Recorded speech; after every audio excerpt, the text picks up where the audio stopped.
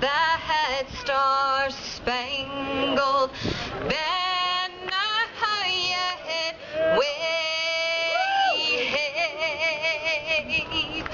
o'er the land of our free and the home of our brave.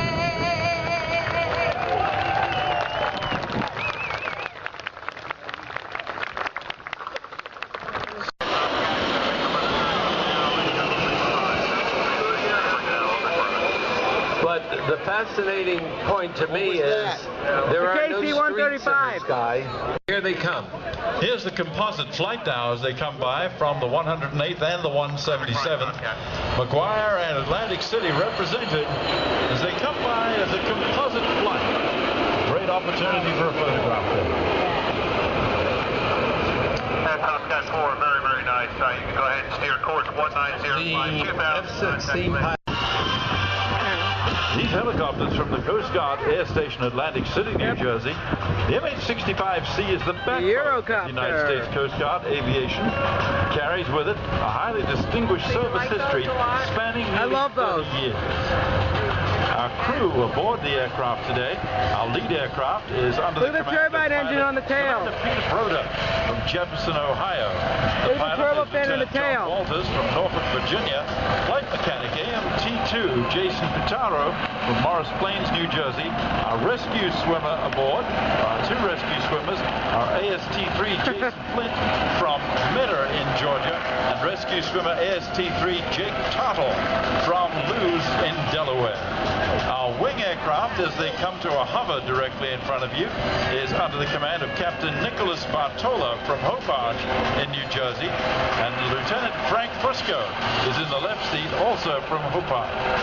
The flight mechanic, AE-2 Ron Gaskill, is from Ventnor, New Jersey, and our rescue swimmers, AST-3 Jason Dahl from Midland, Michigan, and rescue swimmer AST-3 Caleb Flippin from Linden in Tennessee. That is so cool. Nationally, about 8 out of 10 boaters who drown in U.S. waters were not wearing life jackets. Countless boaters' lives could be saved if boaters would wear their life jackets. When things go bad on the water, things happen fast. The Coast Guard is there to answer the call for help. As you heard before, each one of these helicopters carries 2 swimmers. And what's the water like out there right now, Pinky? I would say the temperature has to be at 66, 68 degrees because of the offshore winds that blow that warm water out. If the winds reverse, then we get the warmer waters that are out deep that have had the sun has been working on them to bring them in. So I'd say it's got to be in the upper 60s today compared to what we've had in recent weeks in there. They have found their target out there, the search target, and it's the teamwork of the boat crews, the pilots, the rescue swimmers, and the flight mechanic or hoist operator that make possible the amazing rescues the Coast Guard is famous for. The swimmers actually jump from the helicopter from an altitude of about 30 feet. If the situation is too dangerous to jump, the swimmer is lowered with the helicopter's hoist. I'm sorry to correct myself, but it is, I've just been told the ocean is 72 degrees, which is a lot nicer than being in the 60s. So that's the average that we get here at the summertime. Although we've had days where it's touched 80, we've had very few where it's been down in the 60s, and today it is 72 degrees. You know, if I've gone upside down in a boat, I wouldn't mind being rescued from a warm such a cool bathtub. helicopter. And that's pretty much what it's like out there right now. Well, whether it's warm or cold, they just appreciate what these Coast Guards do.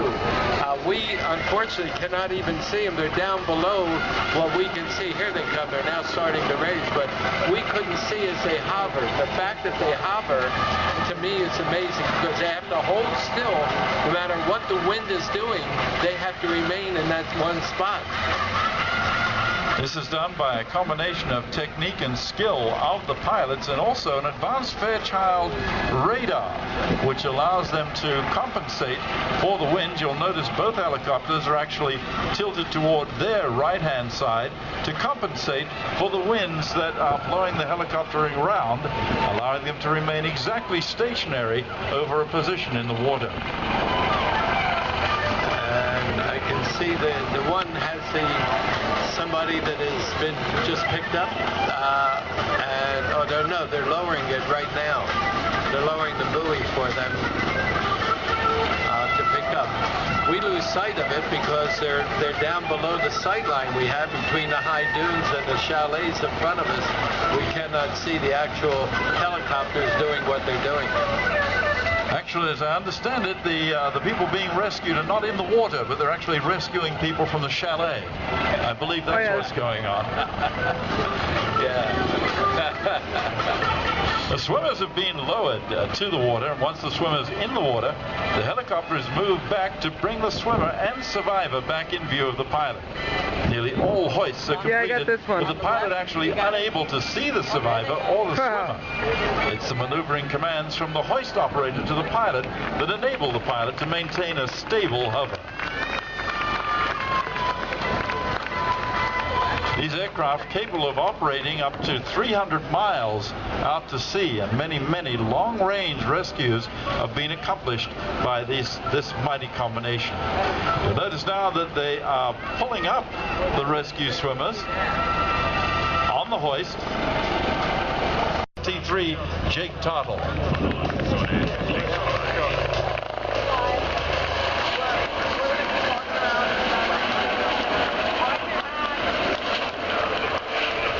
And in our wing aircraft, directly behind, Captain Nicholas Bartola from Hopart, Lieutenant Frank Fusco, also from Hopart.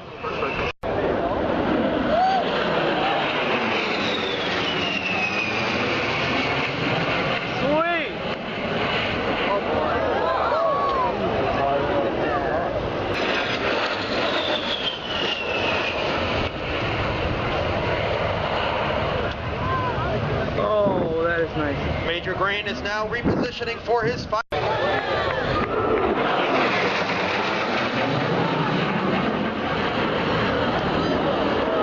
was loud.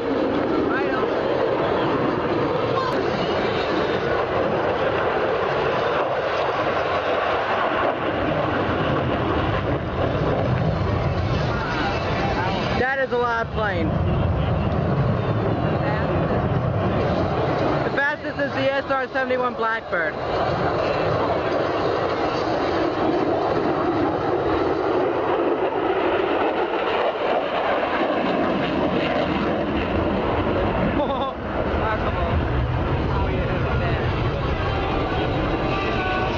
Major Corrigan is now repositioning his aircraft to the right as he prepares to demonstrate the low altitude, high speed capability of the F-16 fighting Falcon. As he passes show center, he'll be traveling over 650 miles per hour. That's less than half the Viper's top speed.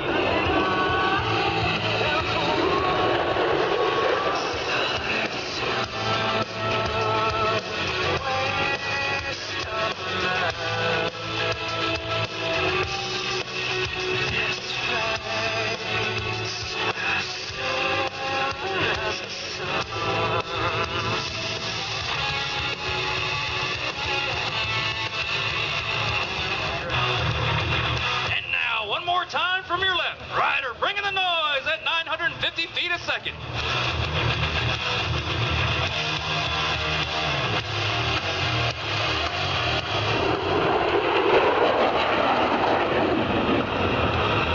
Oh, Jesus, man.